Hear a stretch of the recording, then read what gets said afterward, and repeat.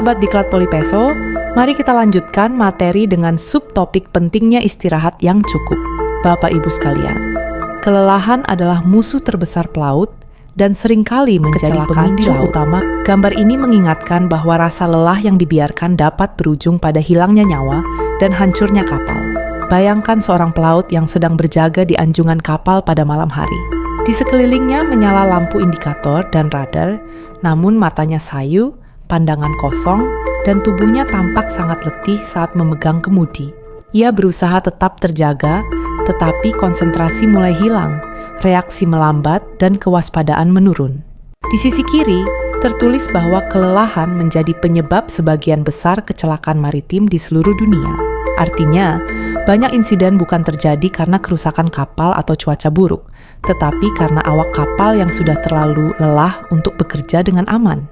Kelelahan membuat pelaut salah membaca instrumen, terlambat merespons bahaya, dan mudah melakukan kesalahan kecil yang bisa berujung bencana besar. Bagian tengah gambar menegaskan bahwa 1 detik lengah akibat kelelahan dapat menghancurkan kapal dan nyawa. Di laut, kapal bergerak terus, arus dan lalu lintas padat, sehingga 1 detik saja memejamkan mata atau kehilangan fokus bisa membuat kapal keluar jalur atau menabrak objek di sekitarnya. Disinilah kelelahan menjadi sangat berbahaya. Pelaut merasa masih kuat, padahal otaknya sudah tidak mampu merespons dengan cepat. Di sisi kanan, digambarkan bahwa setiap tahun, ribuan pelaut kehilangan nyawa karena kelelahan yang diabaikan. Korban bukan hanya pelaut itu sendiri, tetapi juga rekan kerja di kapal dan bahkan orang-orang di sekitar jalur pelayaran. Selain nyawa, kerugian materi, kerusakan lingkungan laut, dan dampak psikologis bagi keluarga juga sangat besar. Garis peringatan di bagian bawah gambar menekankan bahwa pencerahan tentang kelelahan akan mengurangi risiko kecelakaan maritim. Untuk para pelaut dan taruna pelayaran, materi ini menegaskan pentingnya mengelola jam kerja dan jam istirahat dengan disiplin, mengenali tanda-tanda kelelahan pada diri sendiri dan rekan kerja, seperti mengantuk, sulit fokus, mudah marah, dan sering minta pergantian berani melapor ketika sudah tidak sanggup berkonsentrasi. Dengan memahami materi ini, diharapkan setiap pelaut menjadikan istirahat yang cukup dan manajemen kelelahan sebagai bagian dari budaya keselamatan. Kewaspadaan yang terjaga bukan hanya melindungi diri sendiri, tetapi juga menjaga kapal, muatan, dan nyawa semua orang di laut. Jalan membongkar bakar kayu atas batu tak kase bye-bye kita lalu sa kase hai-hai orang baru lapas hati cepat baru. Sahabat Diklat Polipeso, kita masuk ke materi tentang bagaimana strategi pencegahan kelelahan fisik dalam dunia kerja maritim, khususnya di lingkungan pelayaran dan di atas kapal. Tubuh kita terus bekerja tanpa henti. Setiap aktivitas seperti mengangkat beban, berdiri lama, menarik tali, atau melakukan gerakan berulang, memberikan tekanan pada otot dan sendi. Tekanan yang berlangsung terus-menerus bisa menimbulkan mikrotrauma, yaitu cedera kecil pada jaringan otot yang seringkali tidak kita disadari. Jika terjadi setiap hari tanpa waktu pemulihan yang cukup, mikrotrauma akan menumpuk dan berkembang menjadi cedera akumulatif, seperti nyeri otot kronis, kaku sandi, hingga gangguan pada punggung yang dapat mengganggu tugas jaga dan pekerjaan di atas kapal. Mengapa materi ini penting dipahami oleh seluruh pelaut? Mulai dari taruna praktik laut, ABK, hingga perwira. Karena semua terpapar risiko kerja fisik dan kelelahan di atas kapal. Setiap 1 jam kerja fisik idealnya diimbangi dengan sekitar 15 menit recovery aktif. Recovery aktif bukan berarti hanya berhenti total, tetapi melakukan aktivitas ringan yang membantu melancarkan peredaran darah dan mengurangi ketegangan otot. Salah satu bentuk recovery yang paling sederhana dan efektif adalah peregangan. Meluangkan waktu sekitar 5 menit untuk peregangan setiap 2 jam kerja dapat secara signifikan menurunkan risiko cedera otot. Peregangan lengan membantu mengurangi ketegangan pada bahu dan tangan. Peregangan kaki mencegah kelelahan akibat berdiri atau berjalan lama, dan peregangan punggung penting untuk menjaga kesehatan tulang belakang serta mencegah nyeri pinggang. Selain peregangan, recovery yang optimal juga dipengaruhi oleh kebiasaan kerja yang sehat. Pastikan asupan cairan tubuh tercukupi, patuhi jam kerja dan jam istirahat yang telah ditetapkan, serta kenali batas kemampuan fisik masing-masing. Perwira diharapkan menjadi teladan dan mengawasi agar seluruh kru, termasuk Tarunal dan ABK, menerapkan recovery dan peregangan secara konsisten. Dengan menerapkan recovery yang baik, melakukan peregangan rutin, dan menjaga pola istirahat, kesehatan tubuh dapat terjaga, kinerja tetap optimal, dan keselamatan kerja di atas kapal semakin meningkat. Tubuh yang sehat adalah fondasi utama keselamatan dan kelancaran operasional pelayaran.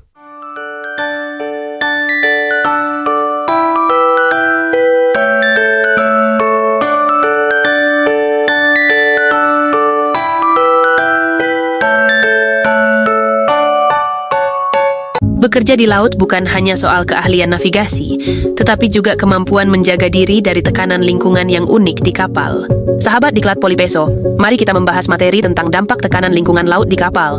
Pelaut berhadapan dengan cuaca ekstrim yang dapat meningkatkan beban kerja fisik dan mental secara drastis, sehingga risiko kelelahan dan kecelakaan ikut naik. Gelombang tinggi, angin kencang, hujan lebat, dan perubahan suhu yang tajam menuntut kewaspadaan terus-menerus saat berjaga maupun bekerja di dek. Kualitas udara dan ventilasi ruang tertutup di kapal juga sangat berpengaruh terhadap kondisi tubuh dan konsentrasi. Kadar karbon dioksida yang tinggi, suhu panas, kelembapan berlebih, dan sirkulasi udara yang buruk terbukti menurunkan kewaspadaan, memicu sakit kepala, dan mempercepat timbulnya kelelahan. Selain itu, pelaut kerap mengalami isolasi sosial dan psikologis karena jauh dari keluarga, ruang gerak terbatas, dan ritme kerja yang berulang. Jika tidak dikelola, hal ini bisa menimbulkan stres, rasa kesepian, gangguan tidur, hingga menurunkan motivasi kerja dan keselamatan. Ruang kerja yang sempit dan tertutup, seperti ruang mesin, tangki, atau kompartemen, menciptakan tekanan tersendiri, baik secara fisik maupun mental. Di ruang seperti ini, risiko kekurangan oksigen, paparan gas berbahaya, kebisingan tinggi, dan terbatasnya jalur evakuasi menuntut prosedur keselamatan dan pengawasan yang sangat disiplin. Di luar kapal, pelaut juga berhadapan dengan polusi dan kontaminan laut seperti tumpahan minyak, bahan kimia, dan limbah yang berdampak pada kesehatan sekaligus lingkungan kerja mereka. Praktik operasi yang tidak ramah lingkungan dapat memperburuk kualitas air dan udara di sekitar kapal, serta menambah beban kerja melalui tugas pembersihan dan penanggulangan. Kunci sukses manajemen kelelahan istirahat berkualitas perlu dipandang sebagai investasi keselamatan, bukan kemewahan, karena tidur yang cukup dan berkualitas langsung berhubungan dengan performa dan keselamatan kerja di laut. Penelitian menunjukkan bahwa ketika jam kerja diatur dengan baik dan pelaut mendapat kesempatan tidur yang memadai, angka kelelahan dan insiden menurun signifikan. Jadwal kerja yang teratur, memperhatikan ritme sirkadian tubuh, membantu mengoptimalkan performa sekaligus menjaga kesehatan jangka panjang. Pengaturan shift tugas jaga laut dan pelabuhan, kesempatan tidur siang singkat, dan pembatasan jam kerja berlebih adalah contoh strategi praktis yang terbukti efektif di industri pelayaran. Lingkungan kerja yang sehat, mulai dari ventilasi yang baik, kebisingan terkontrol, makanan bergizi, hingga fasilitas olahraga dan rekreasi, dapat menurunkan risiko kelelahan secara nyata, serta dukungan perusahaan dan budaya kerja yang peduli pada kesejahteraan pelaut menjadi fondasi agar semua prosedur keselamatan dapat dijalankan secara konsisten. Akhirnya, awareness dan monitoring kelelahan adalah garis pertahanan terakhir yang menyelamatkan nyawa. Pelaut perlu dilatih untuk mengenali tanda-tanda kelelahan pada diri sendiri maupun rekan kerja, berani melapor, dan menggunakan berbagai alat atau checklist sederhana untuk memastikan setiap orang benar-benar fit for duty sebelum memulai tugas harian maupun tugas jaga navigasi dan kamar mesin.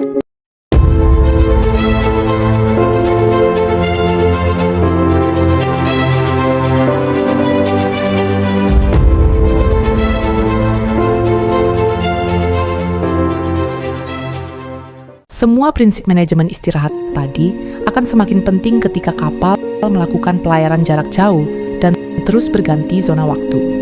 Kondisi ini dapat memicu jet lag maritim, yang sangat memengaruhi kualitas tidur dan kewaspadaan awak kapal. Dalam pelayaran jarak jauh, terutama saat kapal terus bergerak melintasi beberapa zona waktu, awak kapal bukan hanya dituntut menyesuaikan jadwal kerja, tetapi juga jam biologis tubuhnya. Setiap perubahan waktu lokal mengharuskan kita menyesuaikan waktu tidur, waktu bangun, dan jadwal dinas jaga. Ketidaksesuaian antara ritme sirkadian tubuh dan waktu nyata ini dikenal sebagai jet lag maritim. Secara umum, berlayar ke arah timur, di mana waktu dimajukan, lebih sulit diadaptasi tubuh dibandingkan berlayar ke arah barat. Diperkirakan, setiap perpindahan satu zona waktu membutuhkan sekitar 1 hari bagi tubuh untuk beradaptasi penuh. Jika penyesuaian ini tidak dikelola dengan baik melalui manajemen istirahat yang tepat, risiko gangguan tidur, kantuk berlebihan, penurunan konsentrasi, dan perubahan suasana hati akan meningkat. Kondisi ini jelas berpengaruh pada keselamatan kerja, terutama bagi awak yang bertanggung jawab pada tugas navigasi, mesin, dan operasi dek. Oleh karena itu, memahami dampak jet lag maritim dan menerapkan manajemen waktu istirahat yang baik adalah bagian penting dari budaya keselamatan di atas kapal. Terima kasih atas waktu Anda. Semoga materinya bermanfaat. Politeknik Pelayaran Sorong.